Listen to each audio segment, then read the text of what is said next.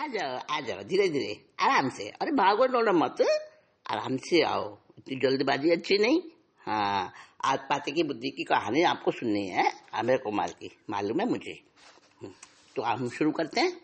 कौन था अभय कुमार? बहुत समय पहले की बात है। मगध नाम का एक देश था, जैसे अपना भारत देश है ना, ऐसे मगध नाम का एक देश था। तो वहां का राजा, मगध देश, और वहां में राजगृह नाम का नगर था। और राजगृह वहां की राजधानी थी। जैसे भारत की राजधानी कौन सी है? किंगडम, राजधानी। हाँ, तो आपका दिल्ली, वैसे ही तो मगध देश की राजधानी थी राजगृह। वहां में राजा राज्य करता था प्रसेनजित। पहले राजाओं का जमाना था। तो वहां का राजा था प्रसेनजित। बड़ा अच्छा था, बड़ा शक्तिशाली था, वीर था, अपनी प्रजा का बहुत ध्यान रखने वाला। शत्रुओं को बहुत जीता था उसने, अपने राज्य को बहुत आगे विस्तार कर लिया था, न्यायकारी था।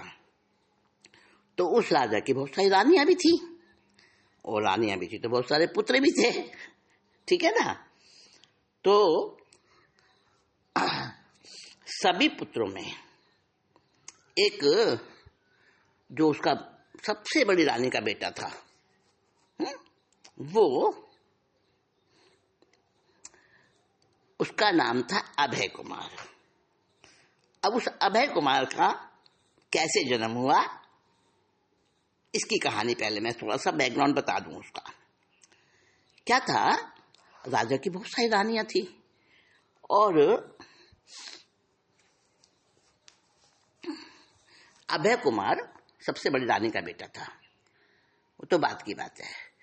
तो पहले ऐसा था कि श्रेणिक एक उनका पुत्र था, प्रसेनजित राजा का जो बेटा था, एक बड़ी रानी का बेटा, बड़ा पुत्र, उसका नाम था श्रेणिक।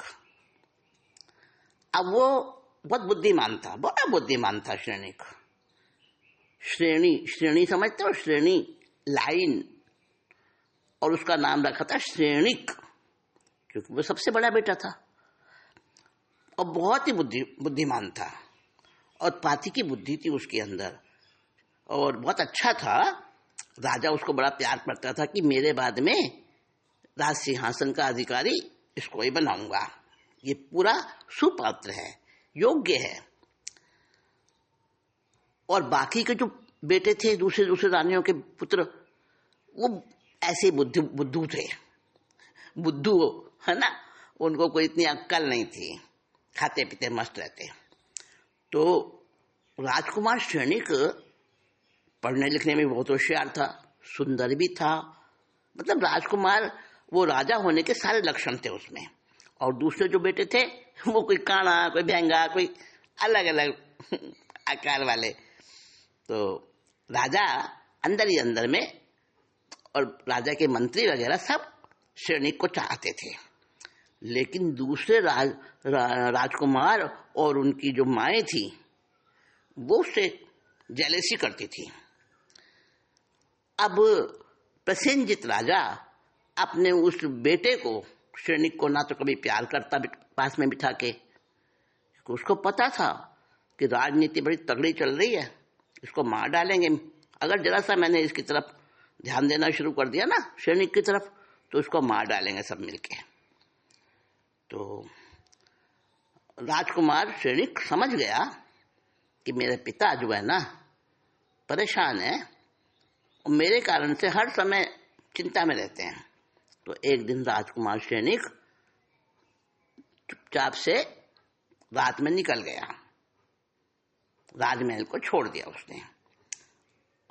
अब बुद्धिमान तो था ही वो, तो चलते चलते उसको रास्ते में, पैदल ही चलते थे ना उस समय लोग, तो उसको चलते चलते एक व्यक्ति मिल गया। वो सेठ था, वीणा तट नाम की नगरी थी, वहां का वो सेठ था, और जा रहा था अपने नगर में लौट के।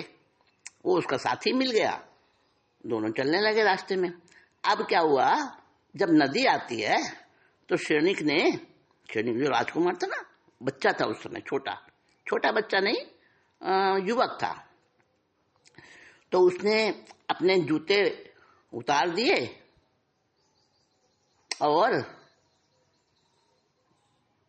नदी पार करने को उतर गया।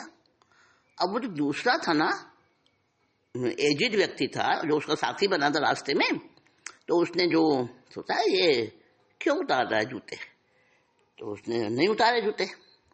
अब रेत फंस गई जूतों के अंदर, भारी हो गए जूते, चलना मुश्किल हो गया और नदी पार करना भी मुश्किल हो गया जूते पहन के। श्रेणी तो आराम से नदी पार कर गया।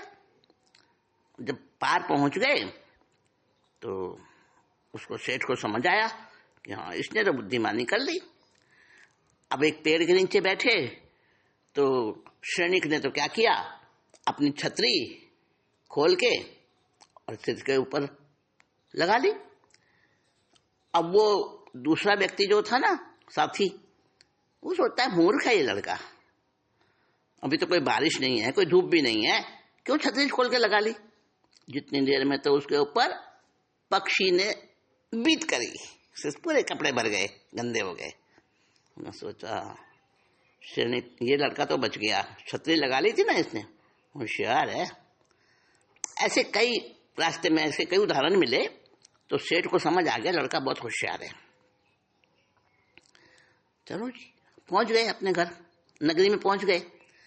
अब श्रेणिक के लिए तो वो नगरी नहीं थी, बिल्कुल अनजान थी, लेकिन वो तो उसी नगरी का रहने वाला था सेठ। तो सेठ कहता है चलो मेरे घर चलो।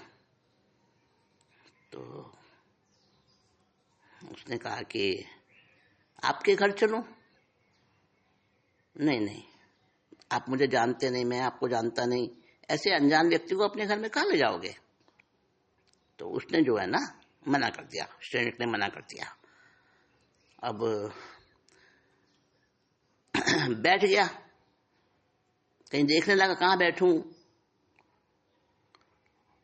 बेचारा युवक था, अनजान था उस नगरी में। तो एक दुकान बंद थी, तो उस दुकान पे जाके वो बैठ गया एक तरफ। और जब दुकान खोलने के लिए उसका मालिक आया तो उसने देखा कि कौन बैठा है। उसने दुकान खोल ली और दुकान खुलते के साथ ही इतने ग्राहक आए कि शाम तक उस दुकान के मालिक को होश नहीं मिला कि किसी की तरफ देख तो ले। इतनी ग्राहकी उसकी दिन भर, और जो इतना लाभ हुआ उसको जो वर्षों में नहीं हुआ था। और कई उसके दुर्लभ बहुमूल्य रत्न जो उसके चले गए थे, नुकसान हो गया था, वो भी उसको वापस मिल गए। अब सारा वैभव व्यापार जो नष्ट हो गया था, एक ही दिन में उसको तो बहुत लाभ होने लगा। उसने सोचा आज तो बड़ा चमत्कार हो रहा है, ऐसा तो कभी नहीं हुआ। उसने नजर उठा के देखा, जैसे ही उसको फुर्सत मिली, और ये तो यही लड़का है, ये मेरे साथ में आया था रात में कल।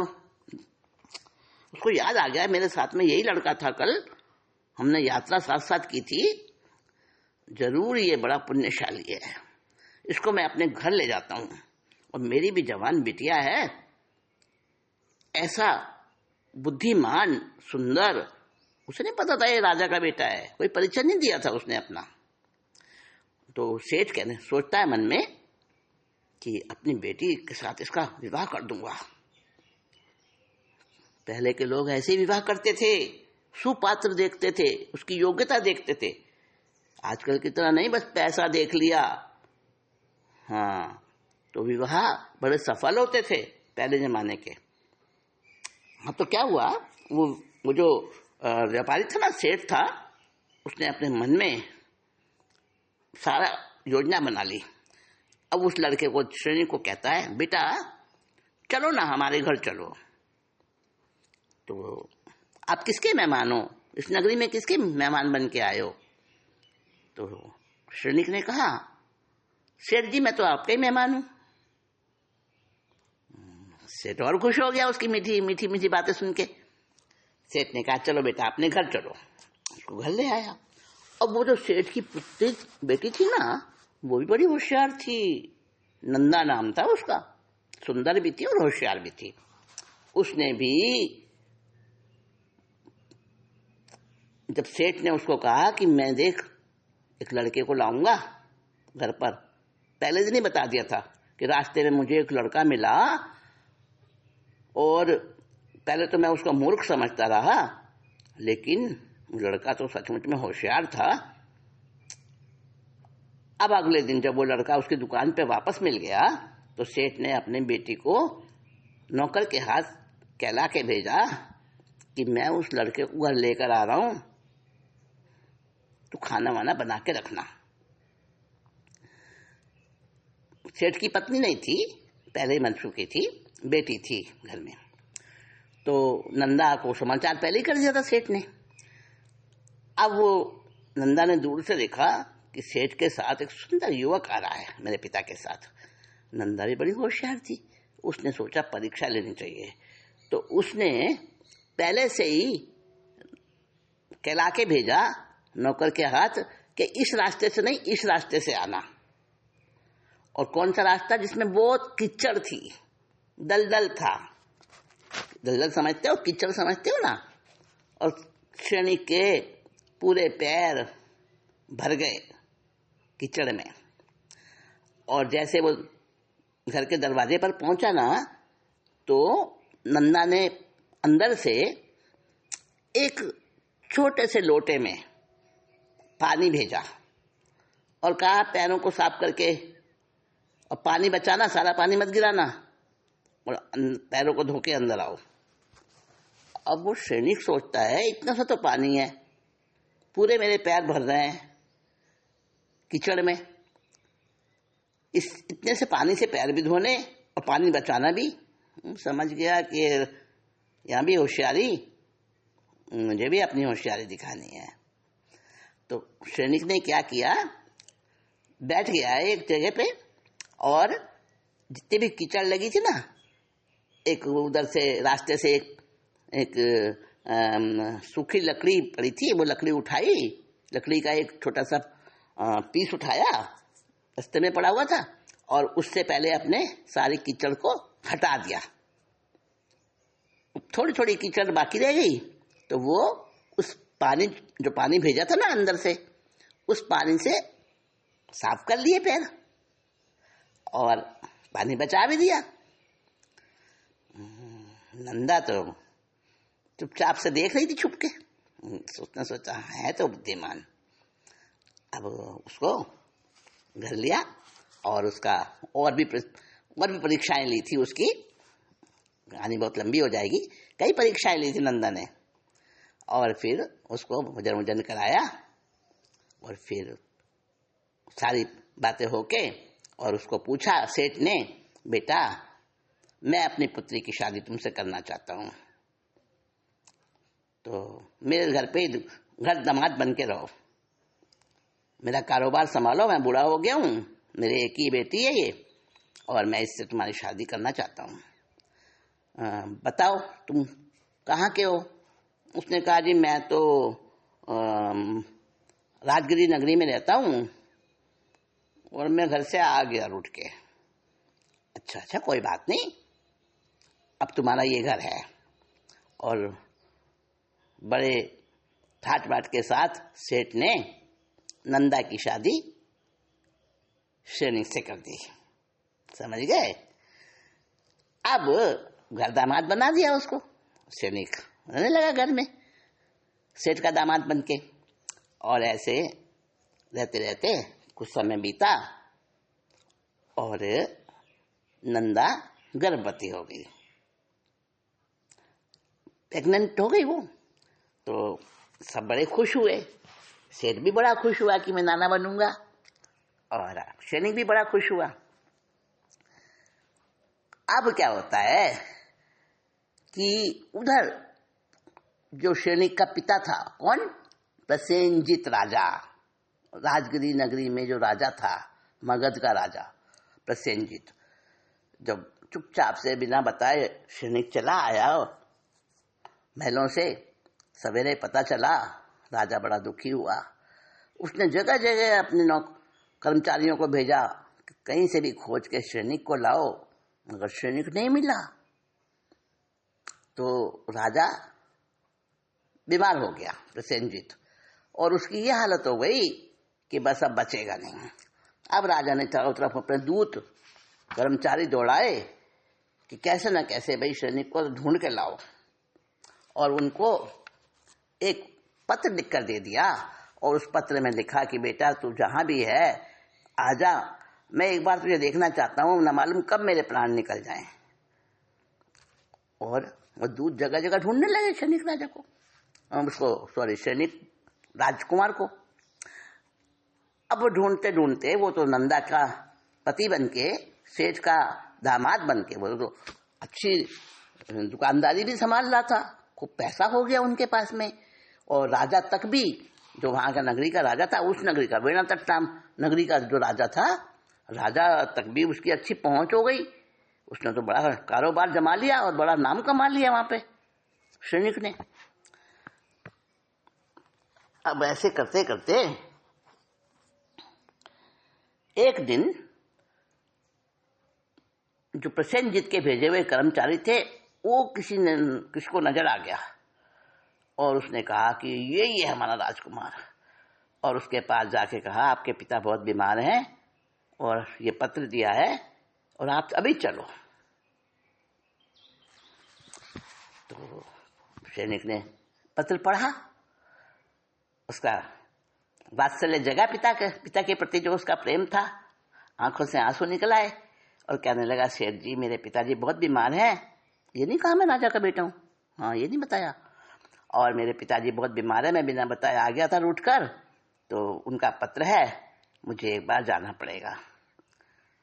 उसने कहा बेटा नंदा से भी आज्ञा ले लो, वो गर्भवती है। तो अब वो घर गया सैनिक सेठ की हवेली में, और जाके नंदा को सारी बात बताई, मेरे पिताजी बहुत बीमार हैं। उसने कहा स्वामी आज तक आपने मुझे ये नहीं बताया कि आप किनके पुत्र हो, कहाँ रहते हो। बोला मैं राजगिरी नगरी में रहता हूँ। तो आपका परिचय तो बता दो। कि मेरा परिचय मैंने एक कागज पर लिख दिया है, और वो कागज मैंने तुम्हारे घर में कहीं पे रखा है, समय पर मिल जाएगा तुम्हें, और मैं जल्दी आऊंगा। इतना कहकर और अपना परिचय एक कागज पर लिखकर कहीं छिपा दिया सैनिक ने, और उसको नंदा को बताया नहीं। ये कहा हाँ मैं घर में कहीं रख के जाऊंगा, तुम्हें मिल जाएगा बाद में। और वो चला गया, अपने नगरी में पहुंचा और अपने पिता को मिला जाके। पिता ने बड़ा प्यार किया और पिता ने अंतिम सांसें ले ली और सैनिक को राजा बना दिया। सारी प्रजा भी जानती थी सैनिक होशियार है, बुद्धिमान है, अच्छा राज्य चलाएगा। और सब मंत्री वगैरह ने सारे उनके उपसर्ग हटा दिए, जो दूसरे ईर्ष्या करते थे ना राजकुमार वगैरह, तो वो सब हट गया उसका, और सैनिक को राजा बना दिया गया। अब राजा बनने के बाद तो सैनिक बहुत बिजी हो गया, इतने काम सब तरह के। अब वो तो भूल भाल गया।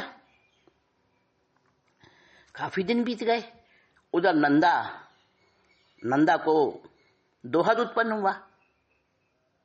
दोहद किसको कहते हैं कि जब गर्भवती जो स्त्री होती है ना, उसके मन में कुछ ऐसी इच्छा होती है कि जब तक वो इच्छा पूरी ना हो तब तक वो परेशान रहती है, कमजोर पड़ती जाती है। उस अंदर की गर्भ की बच्चे की जो इच्छा होती है वो उस स्त्री के मन में पैदा होती है, तो उसे दोहद कहते हैं, दोहद। तो उसके मन में दोहद क्या उत्पन्न हुआ कि मैं हाथी पर सवार हो जाऊं और सारी जनता में मैं धन बांटूं, दान करूं, अभय दान दूं। अभय दान का मतलब जो कोई किसी जानवर को, किसी प्राणी को कोई मार रहा है तो मैं उसको पैसा देके उसकी जान बचा दूं, उसको अभय दान कहते हैं। अभय दान दूं, हाथी पर बैठकर पूरी नगरी में मैं अभय दान दूं, ये उसको दोहद उत्पन्न हुआ। राजा जो शैनिक था ना, उसका पति, नंदा का पति, तो राजा पहले से शैनिक से परिचित हो चुका था और राजा की सहायता से दोहद पूरा हुआ।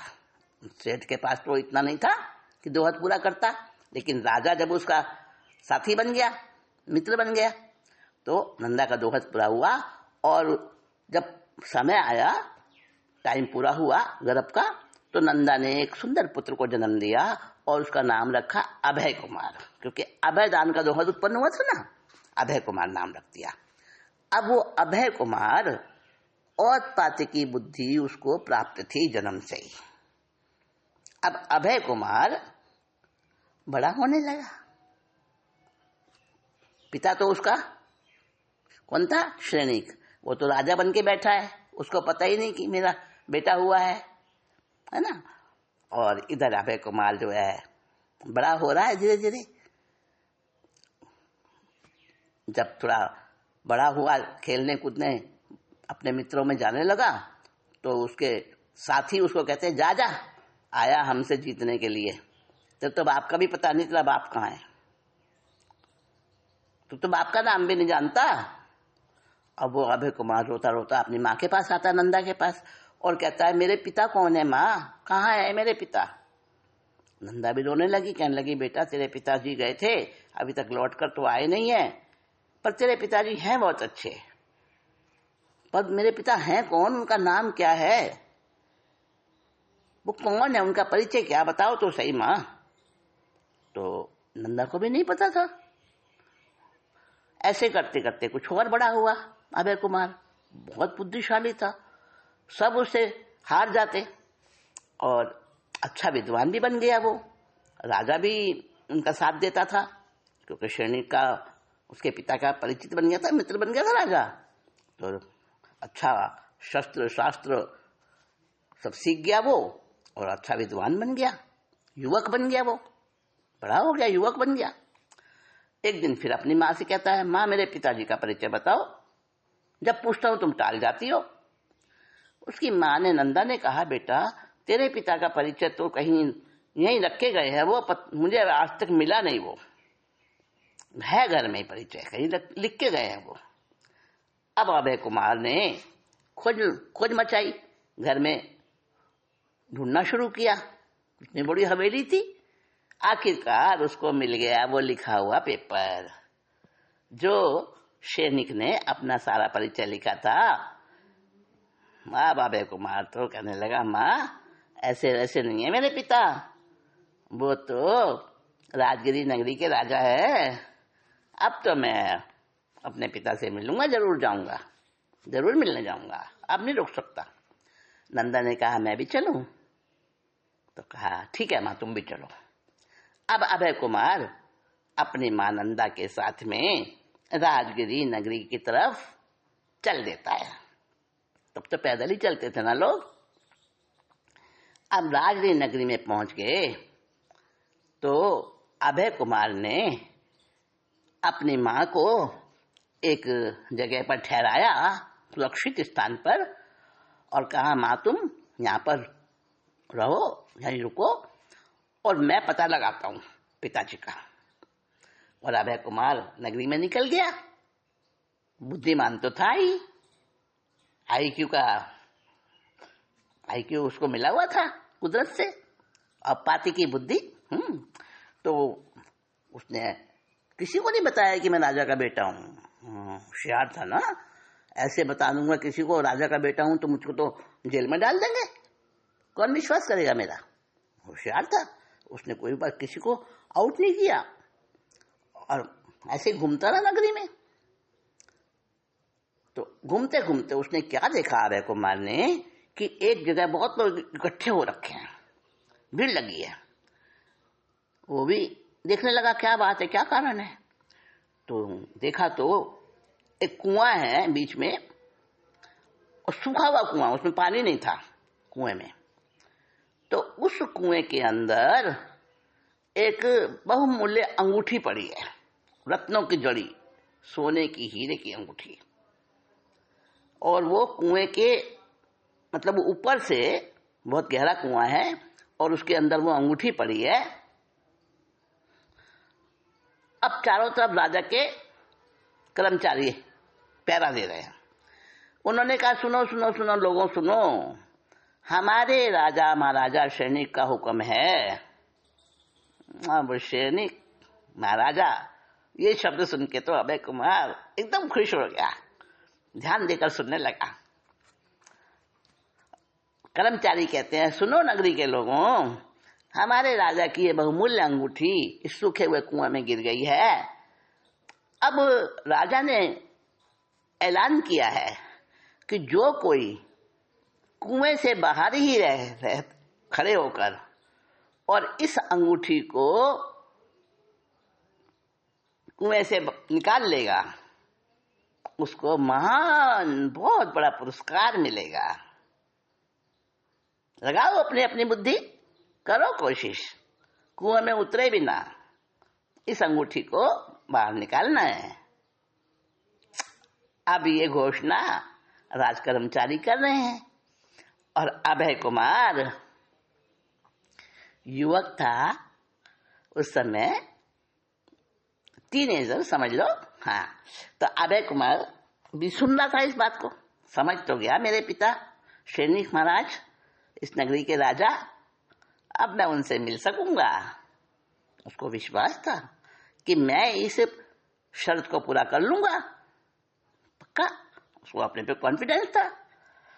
अब देखो अभय कुमार कैसे निकालेगा उस कुएं से, कुएं में उतरे बिना उस अंगूठी को बाहर निकालना था, और यही रास्ता बनेगा अभय कुमार का अपने पिता सैनिक से मिलने का। अभी आगे नहीं सुनाऊंगी, होमवर्क देती हूं, तुम भी सोचो कि इस कहानी, इस स्टोरी में जिसका नाम है, क्या नाम है, खुड्डग, खुड्डग, स्टोरी का नाम है खुड्डग। हाँ, खुड्डग कहते हैं अंगूठी को। अंगूठी में एक गड्ढा होता है ना बीच में जो उंगली में पहना जाता है, इसलिए उसको खुड्डग कहते हैं, खुड्डग। तो खुड्डग नाम की ये स्टोरी है। अभी मैं इसको बीच में छोड़ रही हूँ, नेक्स्ट मीटिंग में पूरा करूंगी, और तब तक तुम भी सोचना कैसे अभय कुमार का दिमाग चलेगा। देखते हैं तुम्हारा कितना चलता है, ठीक है ना। चलिए नेक्स्ट मीटिंग में मिलती हूँ, फिर आ जाओ।